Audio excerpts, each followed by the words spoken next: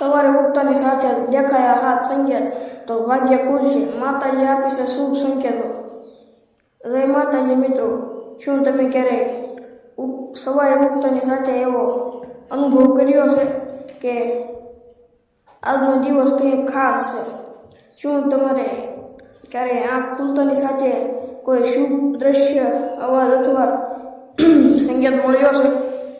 શાસ્ત્રો અને લોકમાન્યતાઓ અનુસાર સવારે મળતા કેટલાક સંકેતો જીવનમાં સુખ, સમૃદ્ધિ અને સારા સમયના આગમનની નિશાની માનવામાં આવે છે.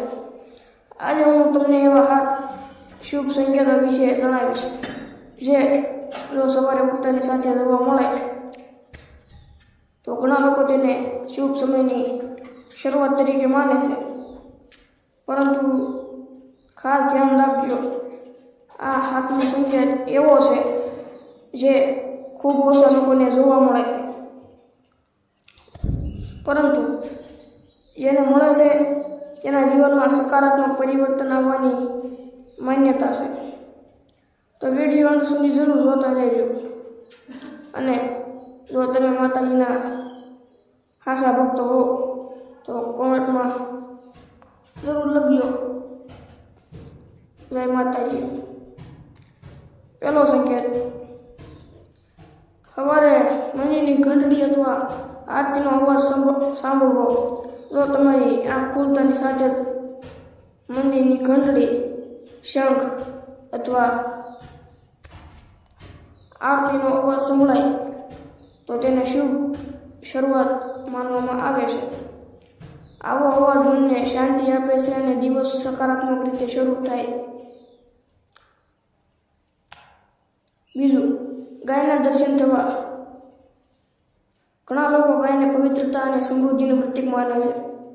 જો સવારે બહાર નીકળતા ગાય દેખાય અથવા ગાયનો અવાજ સંભળાય તો તેને શુભ માનવામાં આવે છે, શુભ માન્યતા સાથે જોડવામાં આવે છે. ત્રીજું, પક્ષીઓનો મધુર કલરવ. સવારે ચકલી, કોયલ અથવા અન્ય પક્ષીઓનો મધુર અવાજ સાંભળવો આનંદદાયક અનુભવ છે. ઘણી માન્યતાઓ અનુસાર આ દિવસને ઉત્સાહ અને નવી શરૂઆત સાથે જોડે છે. ચોથો સંકેત, ઘરમાં દીવો અથવા પૂજા ઘરની સુગંધ. જો સવારે ઉઠતા ધૂપ, અગરબત્તી અથવા પૂજાની સુગંધ અનુભવાય તો તે ભક્તિભાવ અને સકારાત્મક વાતાવરણની અનુભૂતિ ધરાવે છે. 5મો સંકેત, સારા સમાચાર મળવા. સવારે જ કોઈ શુભ ફોન, સારા સમાચાર અથવા ખુશીની વાત સાંભળવા મળે તો આખો દિવસ ઉત્સાહભર્યો બની શકે છે. 6થો સંકેત, મનમાં અચાનક આનંદ અને શાંતિ અનુભવવી. ક્યારેક કોઈ ખાસ કારણ વગર મન ખૂબ શાંત અને પ્રસન્ન લાગે છે.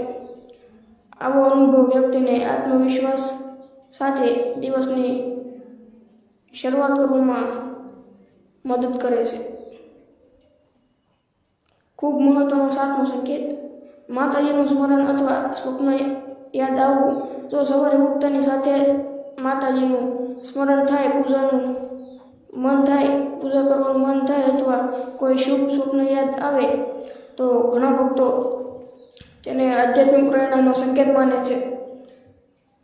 આવા સમયે ભગવાન પ્રત્યે કૃતજ્ઞતા વ્યક્ત કરવી, પ્રાર્થના કરવી અને સારા કર્મો કરવાનો સંકલ્પ લેવો. મિત્રો, યાદ રાખજો, આવા સંકેતો વિશે જુદી જુદી ધાર્મિક અને લોક માન્યતાઓ છે. જીવનમાં સાચી પ્રગતિ માટે શ્રદ્ધા સાથે સારા કર્મ, મહેનત, સકારાત્મક વિચાર અને પ્રાર્થના પણ એટલી જ જરૂરી છે. જો તમને આ વિડીયો ગમ્યો હોય તો એક લાઈક, શેર અને અમારી ભક્તિ સાગર ચેનલને સબસ્ક્રાઈબ કરો. કોમેન્ટમાં જરૂર લખજો જય માતાજી. માતાજી તમારી અને તમારા પરિવાર પર હંમેશા કૃપા વરસાવે. જય માતાજી.